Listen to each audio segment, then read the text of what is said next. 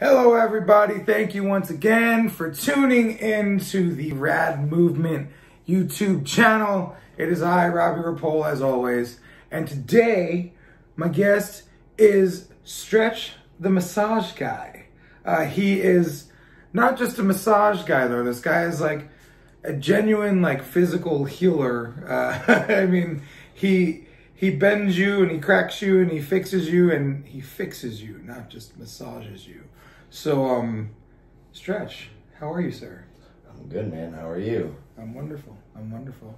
Especially after the taquitos I just had. I know. It was awesome. Tofu taquitos. But yeah, man. So, you're living in Texas. You come to Florida often. You know, kind of, what brought you here into this realm that made us meet? Well, I've been doing body work and massage therapy for like 12 years. And I grew up with lots of friends that were tattooers. And they kind of just started dragging me along to things. And I was working in the shop when I was in massage school. So I just practiced on lots and lots of tattooers. Okay. So I kind of got really familiar with kind of the common ailments. And I got really good at it. So I was working amongst my friends. And one time I was at an in-town convention and they invited me out.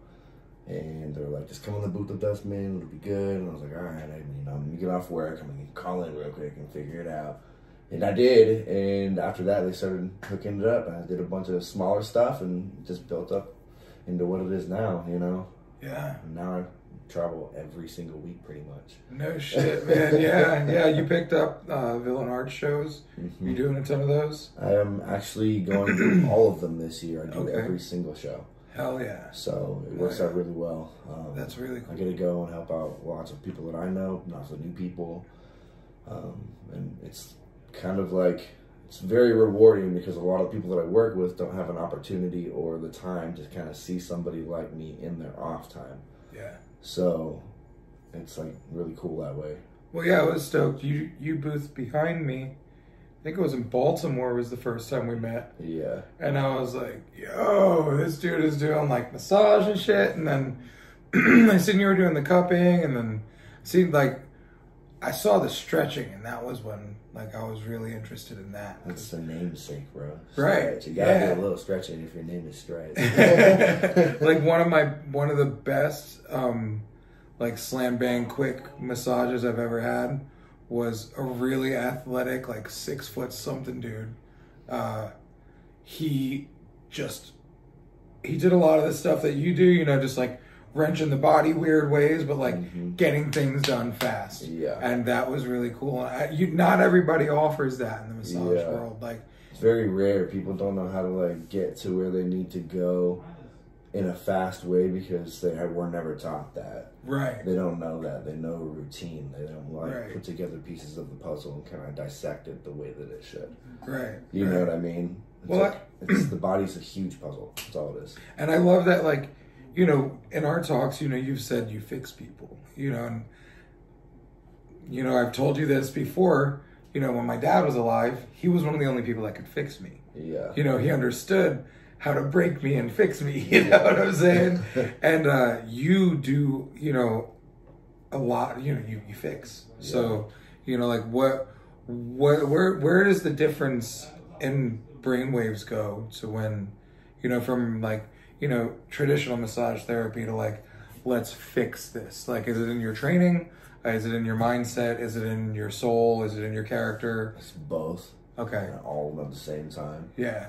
You know, it's really like, I'm the type of person that's always liked to tinker with things. So given the opportunity and thinking of it as a mechanical like structure, it's way easier to tinker with that. Okay. And that's just how my brain works. It's how it's always worked. But, you know, not everybody thinks like that. Yeah. Like, it's just like, it's different.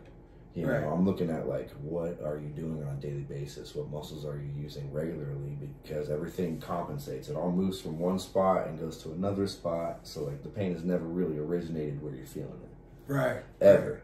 Yeah. Like it's maybe like 1%. Right? Shit. Yeah. That's wild, man.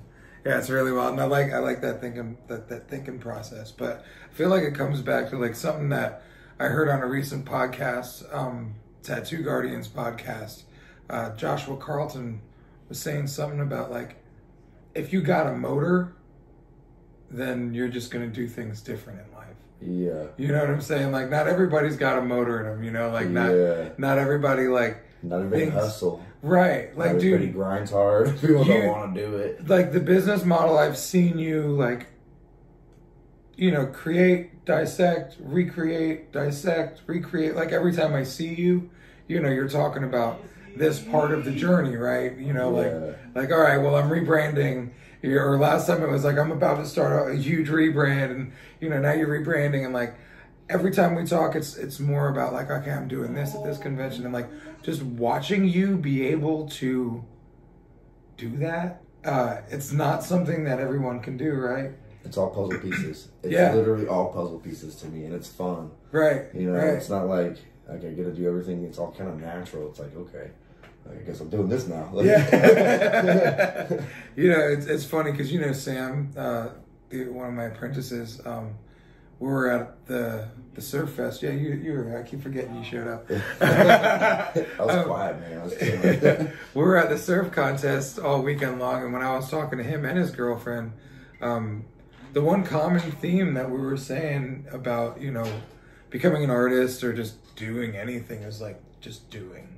Yeah. Like, I watch you, like, there wasn't a booth behind me in Baltimore, and then all of a sudden you were there. Like, it was an empty space. Yeah. And then you were there, like, you know, like half a day into it, you know, like, so like, 5 o'clock. Yeah, so like, okay, well, now this dude's here. All right. And then I see you working with a lot of the people I know, and then, you know, friends of mine, and then just other people, you know, just that are, you know, recognized in the industry. And I see you, like, everyone's posting about you fixing them, you know, like the Eric Berger said, Stretch is my Lord and Savior on that one post, you know, like, and so it's weird. It's not weird. It's cool to see that, like, you just came out of nowhere with a well-needed fucking solution to a widely mismanaged problem. Yeah. You know? Well, I mean, a lot of people that I know that are in this industry, they don't really know.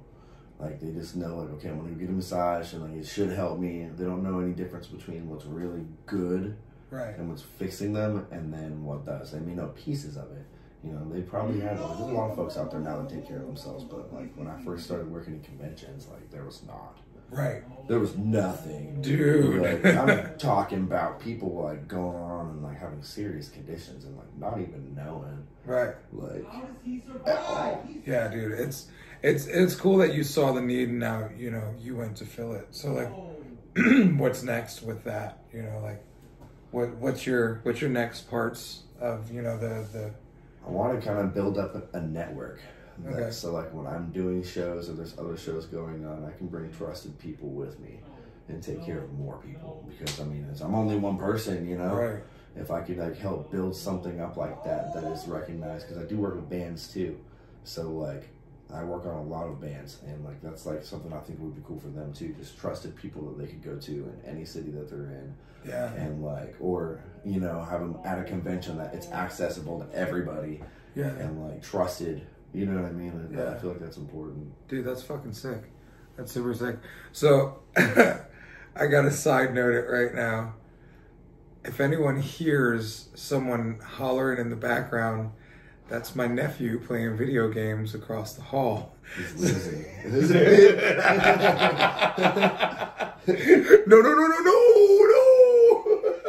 That's the sounds of a loss. Yeah, Sounds of dude. getting beat up.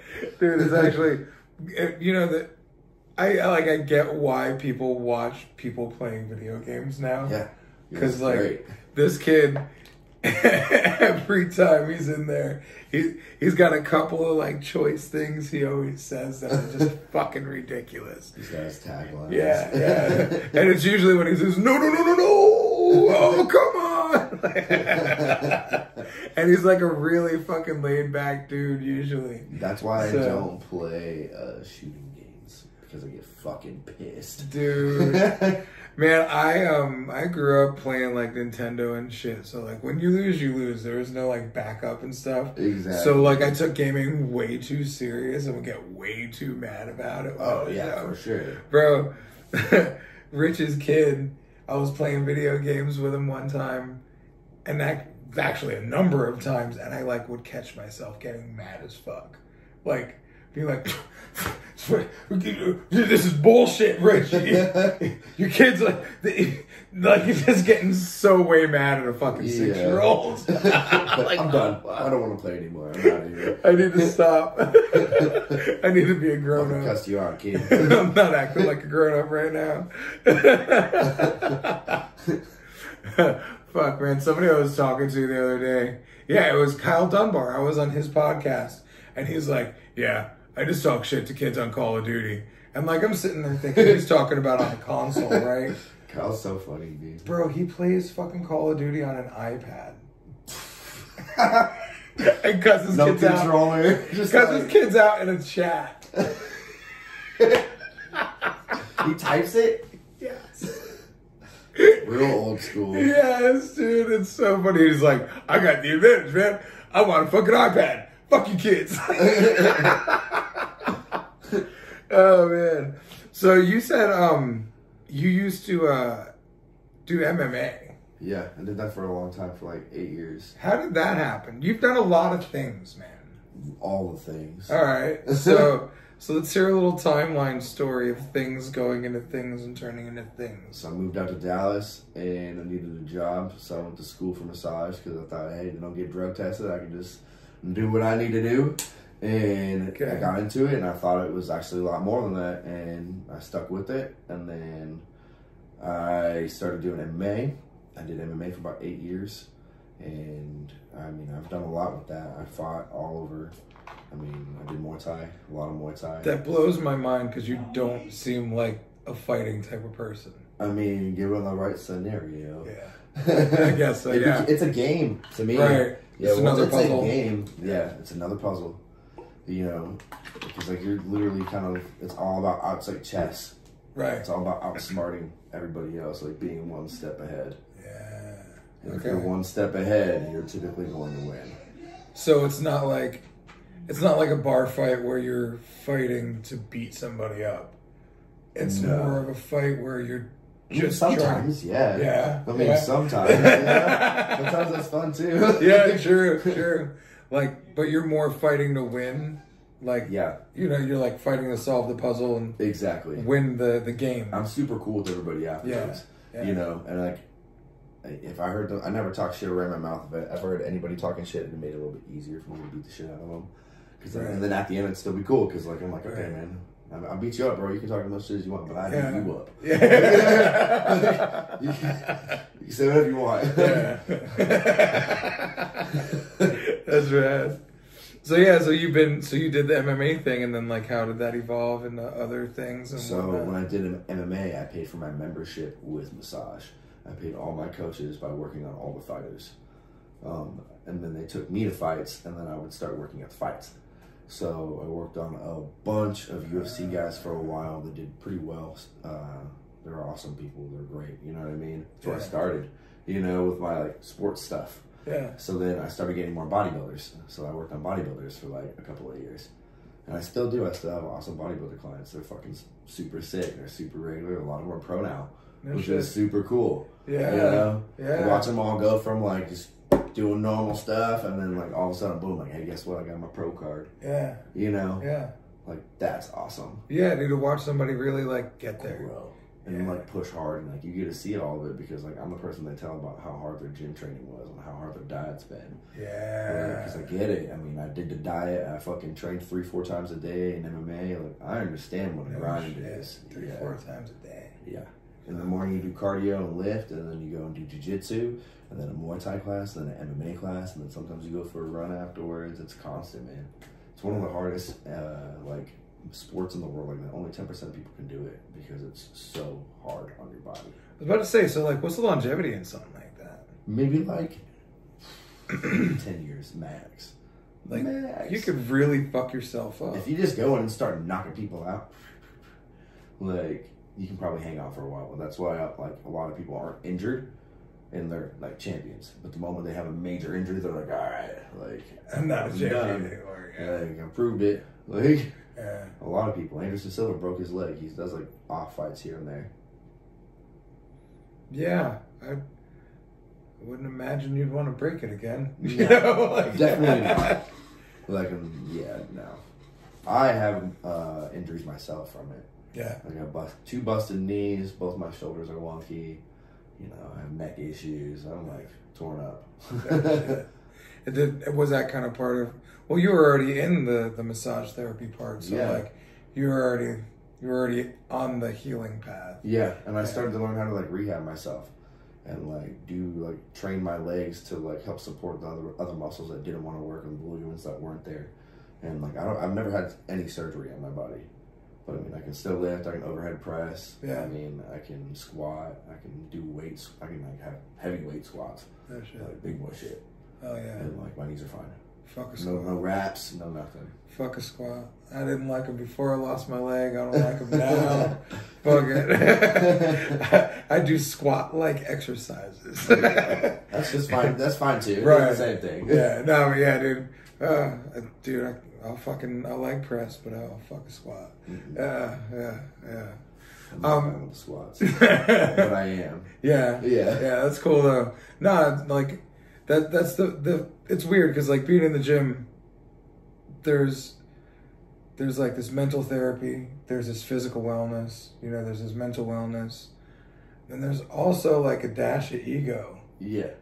You know, always in the gym, and like even if it's just like ego with yourself. Right. What? Yeah. Like, yeah. Usually, like, for me, when it comes to ego with others, it's usually me getting small and being like, oh, that dude's a fucking giant. You know, like, I'll keep myself in check and have some respect.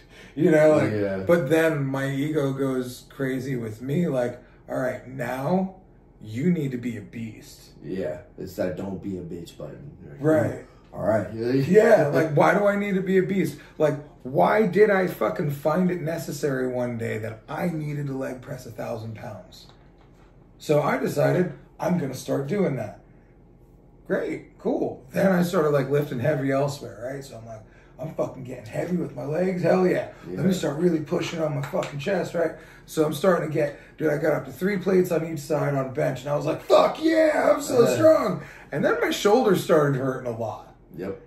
And then I asked my trainer, I'm like, hey man, you know, why's my shoulder hurt after doing fucking bench presses? He's like, because bench will hurt your shoulders, stupid. I was like, oh. Then I was watching the Ronnie Coleman documentary on Netflix one day before the gym.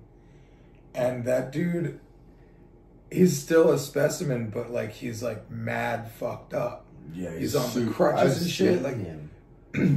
Dude, no shit. Yeah. Fuck, man. Before like all the fucking joint issues. No, after. Ronnie now, and I was like, that's Ronnie Coleman.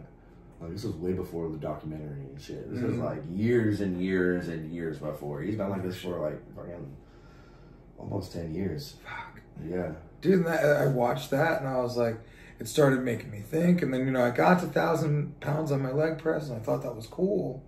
But I was like, what happens if this leg snaps? Then I might break my other leg. Then I might be fucked. The trainer that trained Ronnie Coleman still trains people out there. No shit. In Fort Worth. That's like, crazy, dude. Oh, that's where he's from? Yeah. No shit. Dude. I worked for next to one of like the largest hardcore training gyms in Texas.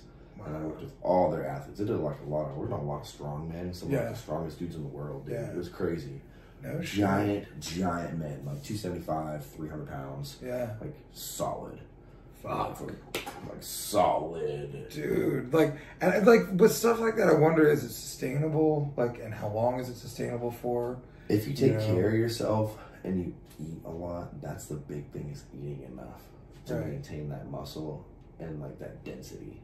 So is that going to do something to your insides? Is it going to overwork your organs? I mean, you know what I'm saying? Most of those sports aren't natural sports. We'll just leave it like that.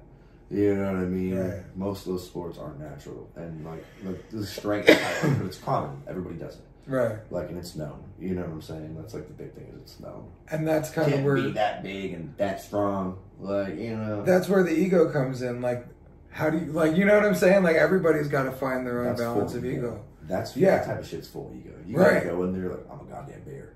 Like, right. You're like a log that's like 1,000 pounds. like no shit. Like, and it's like, dude, in no way am I talking down about any of this, but like for me, I don't find it necessary to have to be able to lift a log over my head. Dude, I tried to do that for a little while. Yeah, I was dude. like, I can only get to 195 pounds. And I was huge. I felt like I was huge. Yeah. I was busting out my shirts. And I was doing like almost 200-pound log presses. I fucking could do like the Atlas stone, the big steel. Yeah, dude, like, those things are fucking crazy. I did a 275-pound one up to like my chest, like on a pedestal. Dude, I could never pick an Atlas stone off the ground. I don't even know what fucking technique. That's why I was good at it. Once I figured out it was a technique. So it's not as much strength as it is. It is strength, but it is technique to get it to the places to push that weight. See what I'm saying? Like the log, like you pick it up and you set it on your legs, and you like crouch back and you like roll it up your body really fucking fast. So I'm over here like, okay, now we're talking about your powerlifting days. So what else have you done? I've done enduro racing on a mountain bike. Okay. So it's like essentially like long distance mountain biking with like downhill runs in between. But you have to ride to each run, but you're only timed on the runs. Does that make sense? Yeah. So basically you tire yourself out between runs. Yes. And then you go try not to die. And do a bunch of hardcore shit. Yeah. Like on the side of a fucking mountain, big jumps and drops through the woods, very, very narrow spaces. Yeah, fuck that shit. Jumping through trees, like I love the exhilaration, but no. It's very remote too. So if you get fucked up out there, you're helicoptered out. Fuck, like it's dude, it's beautiful, but like, and it was awesome because it's party racing essentially. In between each run, people are drinking beers and like walking. Like people you're not timed on those. Right. So like, yeah, people take it serious, but the serious guys are got like 6 packs of beers in their backpacks and shit. Like, it's crazy.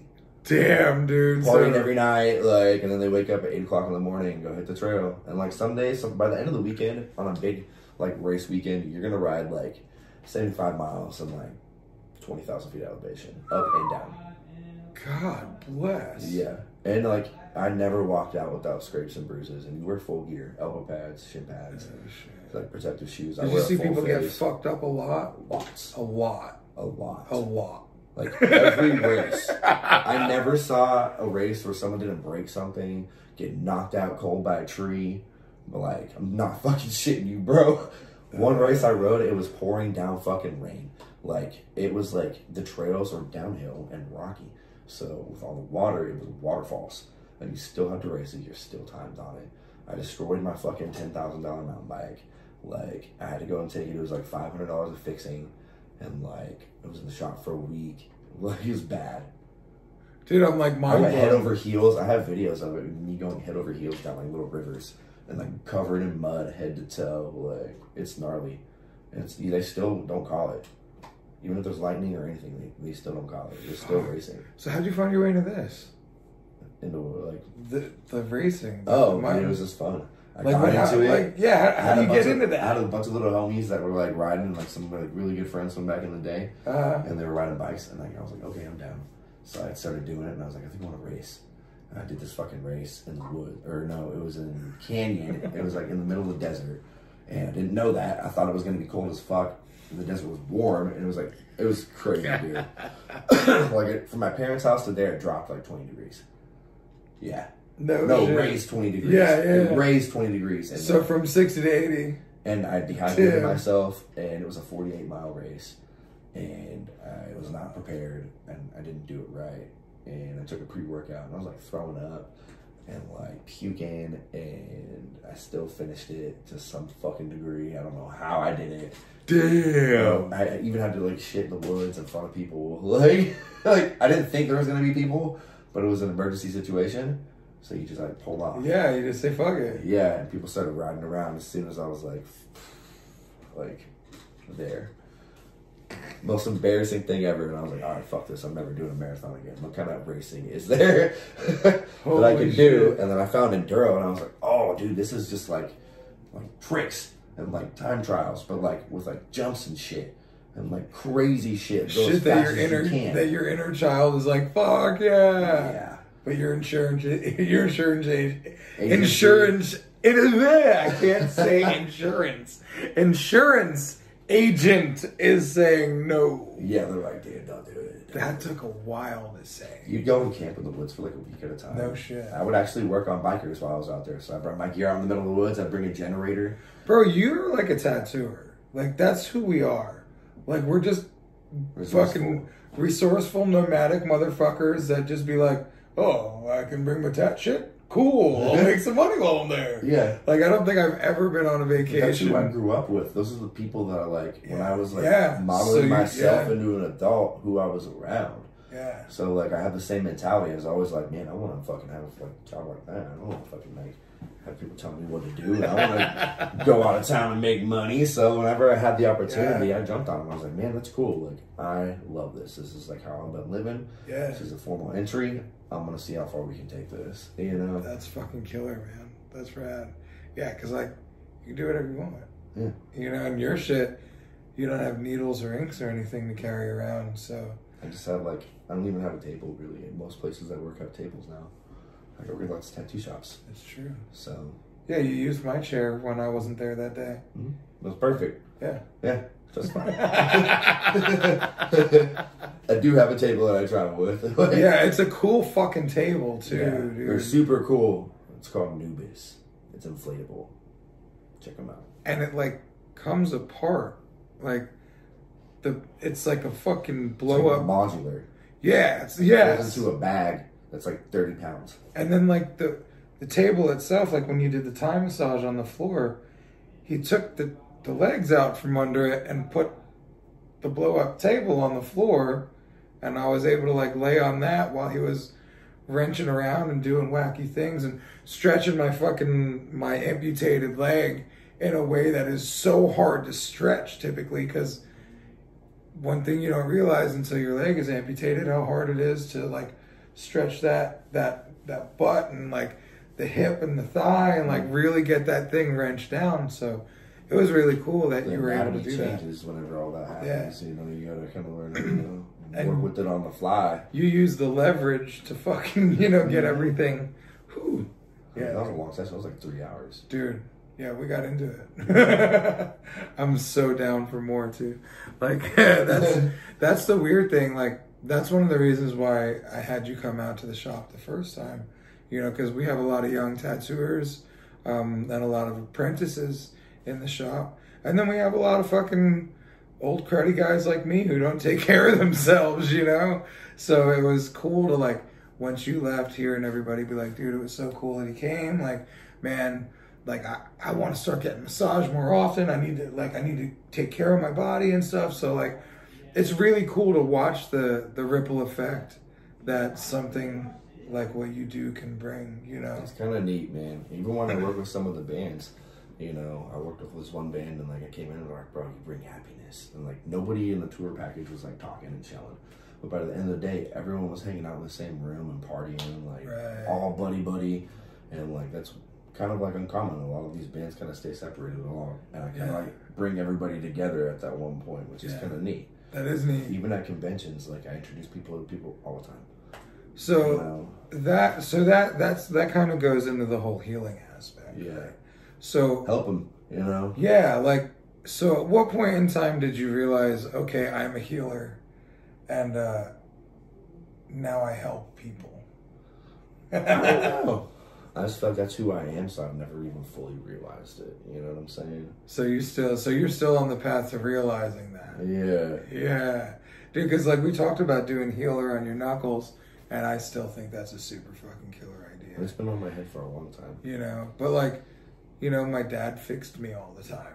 Yeah. He was a healer, like. Yeah. And certain people have it too. Like, you can see it. Like, when you're in massage school, dude, you can see it. Yeah. Like, it's a definite. Like, Like, Yeah. you can see the people that are like going to fucking do some cool shit. Well, it's like tattooing's the same. You can see Yeah. the ones that are, you know, with anything in life, you can see the people that are there to do the things, you know, and you're there to do the things, man. Like that's fucking, you know, I know I keep bringing that up, but like it's just refreshing to have somebody that you're gonna run into, you know, that can take care of you. Yeah. You know. And I like being that person. It's really cool because like when I go to shows, you know, I walk around and everyone's so stoked to see me and everyone's like, Right. dude, I've been like thinking about you for like weeks. Yeah. They're like, I need you. And it's like, that's kind of neat, man. It's neat. Have you ever stepped into that? What do you mean? Like, have you ever actually like taken a step out of yourself and looked at how you would look at yourself if you weren't yourself? Yes. And been like, wow, I'm actually doing some really cool shit in this world. Like, have you been able to do that? Oh, yeah, dude. Every time I go home, when I'm at home, Right. that's my reflection time because, like, I have clients and stuff, but I have free time and I make it like that so I can chill and, like, recharge and reflect. And it's tight because, like, sometimes you just get those, like, man, I'm fucking super grateful. You know what I mean? You're just like, man, life is awesome. You know, you have moments like that because you can sit back and just, like, think about all the things. Like, that's so sick. Yeah, dude, that is fucking sick. Dude, that's cool. I'm glad that, like, that you have that level of balance to it. Like, you got the hustle, you're figuring out the business model, you know. You got the fucking package where you know how to take care of the people, and you learned how to, like, step into that. Yeah. Because, you know, it's one of the things that I feel like a lot of people have a hard time with, including myself, is stepping into your greatness. Yeah. You know, like, not being afraid to, like, point out, like, hey, the universe gave me these gifts. Yeah. And I'm here to give them to you. Exactly. You know? I tell people all the time, I was like, what's the use of having all these cool things that I can do when I can't share it with the homies? Yeah. You know? Yeah. Dude, I think that's really cool that, like, you want to create a network, you know, of people to help people. You know, because I don't know why, we've had this conversation before, I don't know why. There's nothing like that. There's nothing like that. Yeah. Like, why has it not happened yet? I don't even know. It's you stupid. know? It's because people just don't want good shit like that. Like, it's gonna change everything, dude. Yeah. Yeah, dude. Like, it could definitely be a super industry changing thing to have. The standard is to take care of yourself. Yeah. And the standard is like, if you go to any convention, there's a fucking person there that is like, you know, been vetted to make sure that people are being taken care of. Yeah. Yeah. Like, it's not like just like some random. It's like, don't worry. Like, I don't ever worry when I go to a show and there's another therapist there because I know that most of the time they're not doing what I'm doing. Yeah. At all. And that doesn't even mean they're doing bad. No. They're just not doing what you're doing. Exactly. You just offer something so It's different. widely specific, but it's so vast and, you know, very many It has options. many applications. Yes. Yes. That's the crazy thing. It's like my menu has 3 options. Right. You know what I mean? Yeah, but like there's so many fucking things that are included in those 3 options. No. You know? Yeah. and things that people just don't even know about. It's like, most people don't want to know what you're doing. They just want to know that it works. So, right. Like, I would be like, okay, it's $5 for mouth faster release. Right. $2 for trigger point. Another $2 for deep tissue because I got to push on you extra hard. You know what I mean? It sounds stupid. Right. It sounds stupid. Nah, dude, like, to us, you know, I like to hear and learn and figure it out. Yeah. So, you know, like, but yeah, I feel you know? Yeah. So that weird box that the electric box. That magic white box. Yeah, talk to me about that. Talk to the people about that. So this white box, it's an electron box. It's like a pulsed electromagnetic field therapy device. It's got a pad that I can like take and put my hand on, and it goes through my body, and I can touch Robbie and make him like shake around. But it also like super heals your entire body like an instant. Like it's like supercharging your cells. like an iPhone fast charger. Your body uses positively charged electrons, vibrations, and tones to like deliver messages, signals, and like regenerate. Okay. So like it's essentially hitting your CNS and your peripheral nervous system all at the same time, systemically, and sending out signals to your body where it needs to heal and healing them. I don't even have to, like, say you break your shoulder, I don't even have to like touch your shoulder. I have a guy back home right now that had shoulder surgery 6 weeks out, and I'm doing it, and he's already got pretty much good range of motion. The pain is going back, the nerves are coming back in the shoulder. He has feeling where they did the surgery, which is very uncommon. So you say you don't even have to touch the shoulder. You mean you don't have to like work on it? You just... I can just even proximally, I can just put my hand on his arm, and the electrons will go straight there. You will feel them tingle and like buzz, and like it's working. Well, yeah, it made my nub kick. You know. Yeah. That was really wild. Like, but yeah, it's cool because, you know, and you have the grounding pad too, right? Yeah. So it's all electric. It's just electricity. Yeah. It's like a part of the electricity. It's like static. Yeah. You think about like static electricity. Like positively charged electrons is static energy. So I'm like pumping you full of just like pulsed static energy. No shit. How does this get decided that we're gonna make this and this is gonna help? It's been a thing. Okay. For like years. They have this device called a beamer. And it's like, well, maybe some people's parents have it. It was really, really big. It's like a mat. And you like lay on this mat and it sends PEMF energy through it and it like charges your body. It's like a charging mat. You gotta think about it like you being a phone and laying on a charger mat, like a Qi wireless mat thing. You know what I mean? Oh shit. Yeah. So then this guy was like, yo, I think I'm going to put it in a box and make it pass through you because it's harmless and only treats me too. So I get all the treatment when I use it too. I feel fucking awesome. I get all the good shit too. Huh. Yeah. It's crazy, right? Man. Dude, that's so wild. Fuck. So what other cool tricks do you have? You do cupping. I do. That's ancient Chinese stuff. They've been doing it for like 2,000 years. And then what it's like, it's still used in hospitals in China still. Like It's the first thing they do when you go into Chinese hospitals. They're like, all right, we're going to do some cups on the areas that we think they need cups on, because they have charts and diagrams that they put them on.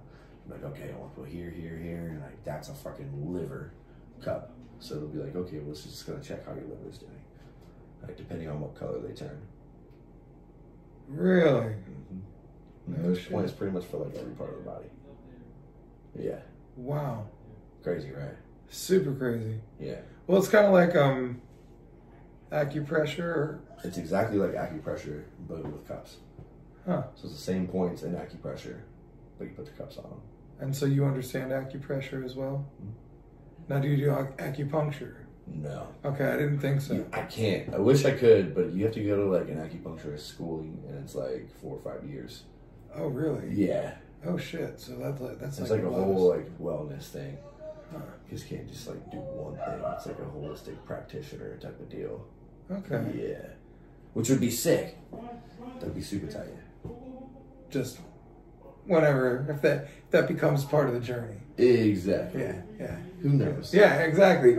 Dude, we didn't know we'd be exactly here where we are 6 months ago. So exactly. Yeah, dude. Dude, I had a weird time with the acupuncture one time. I don't remember. I think it was my left foot, but it would be really cool if it was my right foot that this happened to. I only had acupuncture once. And when they stuck me in one of the toes, that shit sucked. It made me jump, and like I fucking hated it, and it was weird. The rest of the whole fucking session was mellow. But that little motherfucker, and it would be kind of funny if it was on my right foot, because like, you know, like an indicator, like maybe you're gonna lose this leg one day. I just don't want a needle in my toe at all. That sounds like some torture stuff. Like, I've seen horror movies where they do that. But you know how the acupuncture needles are so small, so like it's really, you don't feel it really most of the places, but. I don't care. Don't put a needle in my toe. I would stop you right there. That sucked, dude. It was. Oh, let's go to my toe. No, you can skip that. That's fine. It was weird, man. And then you're like left with questions like, why did it do that? Yeah. Is my toe fucked up? And they don't tell you anything. No, they don't. Right? No. What's that for? It's for your toe. I mean, shit, it feels like a lifetime ago, and it was only like 5-6 years ago. But like, you don't remember that for the rest of your life, bro. I will always remember the time I got busted in the toe by that acupuncture needle, and that shit sucked. So any other? You go like this, and they go, I got my hand. Yeah. Nope. So any other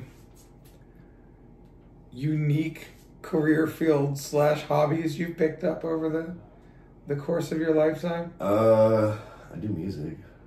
I do death metal music. So is that how you got in with all the bands that you massage? Sometimes really I had a buddy that hooked me up with some of them, and then once you're in with one, you're in with everybody. Yeah.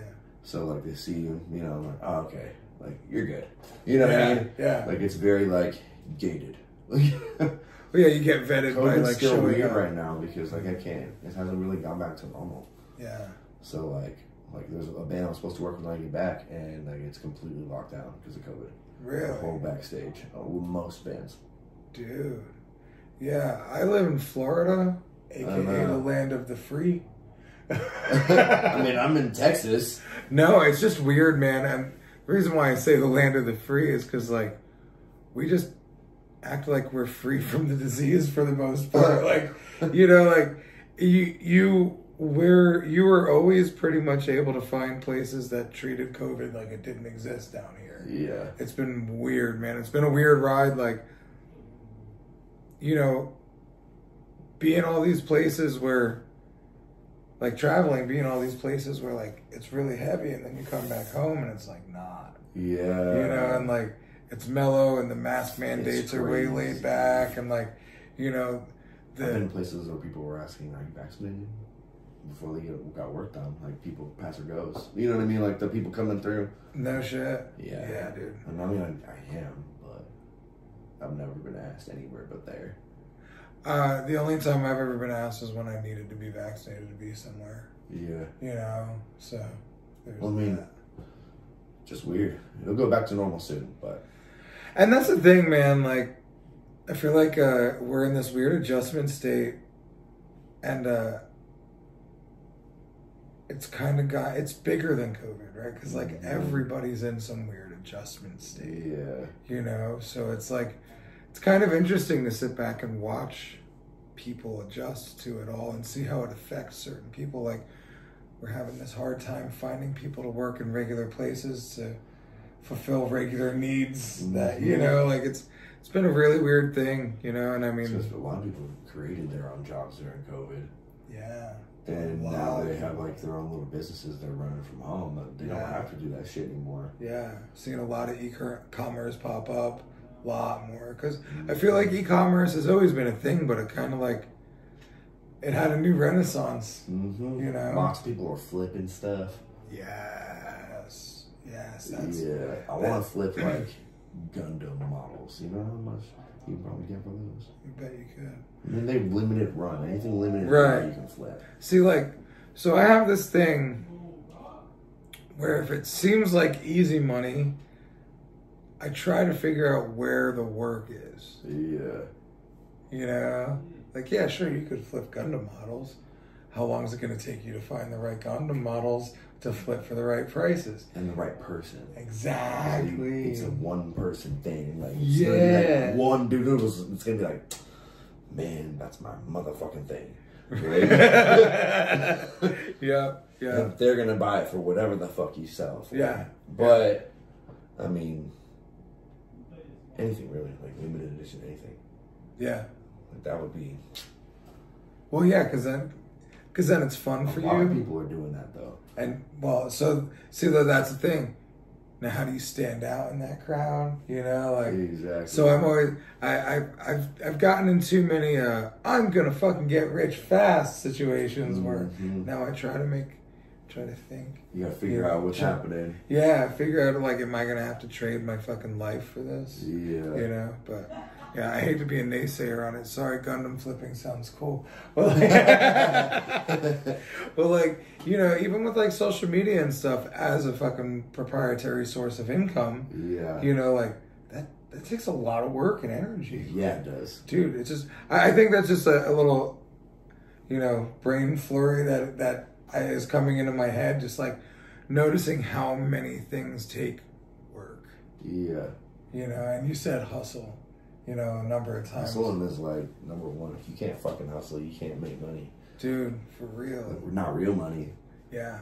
Yeah, and like real money takes hard work. And that then you hustle, get to chill at some point. Right, and that hustle turns into figuring out how to create a hustle machine. Yeah. You know, to then scale it up and make more hustle. Yeah, yeah, and that's weird, especially so like you get it with the tattoo world because these two hands make the work. Mm-hmm.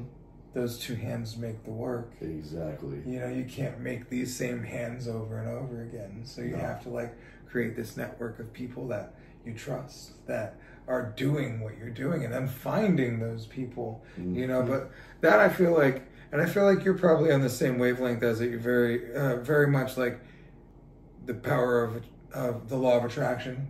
You know, you put it out there, you manifest and Yep. I'm very much so about that. Yeah. That's how it's always worked. I've never really I've just literally been like, I want to do this. Right. And then I'd find ways to do it. Yeah. You know, I've always just kind of spoken into existence. Yeah. Just because I always speak things into existence very nonchalantly. And I'm like, oh shit, it's happening. That's cool. Yeah. Yeah.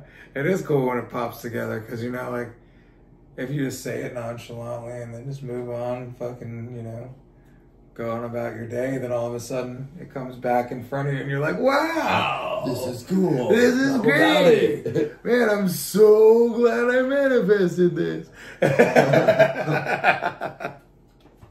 Fuck yeah, man. Well, dude, I'm glad you fucking popped by today to do this. You know, you have me. Yeah, dude, it was a lot of fun. I know you said a bunch of cats are trying to get you on podcasts, so hopefully this starts something that you do more often. I think it would be fun. It is fun, man. You it's know, not bad. It's my first one. Fuck yeah, proud to be the first one, brother. Oh yeah. So before we hop off, do you want to give yourself a shameless self-promotion plug? Sure. How do people find you? You know, how do people book with you, so on and so forth? So you can check out @StretchIsAWizard on Instagram. Because he is a wizard, a body wizard. Yes. Just shoot me a DM. We can figure something out. If you guys want me to come out to you, we can always set that up. Yeah, because we had you come out to the shop and had everybody in the shop get work done, and then the next time you came out, everybody was booking you to get in. Exactly. Yeah, so hell yeah, man. And if you have a tattoo convention or a music festival, this may be a guy you want to see. But dude, thank you so much, man. Thank you for what you do in the world, because we need healing, you know, like we need that healing with good intention and love put behind it, you know, and a pure heart. So I appreciate that. I appreciate you, you know, I appreciate what you've done for me physically and what that does for me mentally. But you really do bring happiness, man. You're a great dude. So I appreciate that, man. Keep being who you are, man. Fucking much love, my man. Oh, yeah, bro. All right, guys. Thank you very much. Reach out to Stretch is a Wizard on the Instagram if you want to check out some massage things. Love y'all, motherfuckers. Thank you so much. We're rad and so are you. Have a great day.